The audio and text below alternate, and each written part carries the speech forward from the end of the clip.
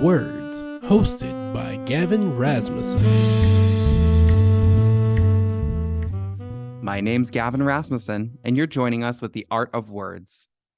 Today, again, we're going to continue our readings of Behind the Mask, 40 Quarantine Poems from Humboldt County, edited by David Holper and Anne Frick. Psalm for Surreal Ceremony by Zev Levinson. Long conversations, as I always desired. There is time to talk, and the people are lonely. They let words cascade as they piece together distant deaths, and fear whispers beneath the tongue. I've always been a good listener, and I like this unexpected light. 20-minute dialogue 6 feet apart in grocery stores, neighborhood walks. Though rural, with houses on acres, we often chance upon one another. Alternative exercise for lost workouts, and Doug stacking his firewood. Susan tending her street-side landscape. Ted at his endless lawnmower. Familiar faces, now with names. They're letting me in. So I recount today's burial of Uncle Rick in Oakland. With my family in their faraway homes, all of us safe behind our cameras. I observed the handfuls of earth that began to deliver him back to Loam. Blanched at my cousins, my attendant brother's shattered passages. We will gather when the air is clear, long conversations, sifting this reality and the love that remains.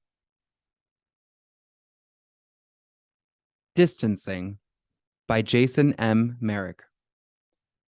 Distance perches on dark cliffs above gnashing seas overlooking scattered eternity. Molted, cracked beak, dead eyes. But make no mistake, she sees. And she demands to be counted. Feet, furlongs, meters, miles, 6 of one, half a dozen of the other.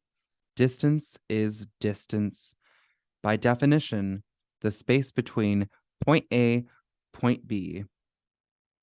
Bridge of sighs, Caesar's palace pool, lovers separated by 10 steps across a crowded cocktail party, or by the mysterious chasm of time. Makes no difference. Both spans measurable and felt. She's powerful. But here's the trick. She owns a weakness great as Achilles. You see, it's like they say, takes two to tango. No destination, no distance. No point of departure. Same math. A magnet, one tick beyond attraction's elemental pull, is no longer consumed by the tug. But at heart, electrons still hum, content with knowledge of the other. Prayer by Jerry Martin. Neighbors up the ridge report a mountain lion prowling in their yard at night. It's the logging over in Elk River, replies another, driving out the animals.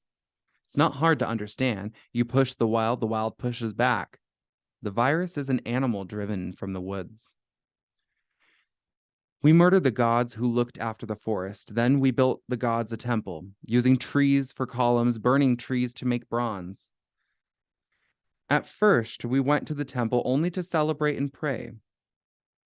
Then we'd all go home, except for a few priests to look after things. They built more temples, let in the money changers, the brokerages and the banks, service workers and little dictators to run it all. You see where this takes us? Why we find temples buried in desert sand, decaying in jungles. I worry about neighbors' cats, the neighbors. I'm sheltering in place today.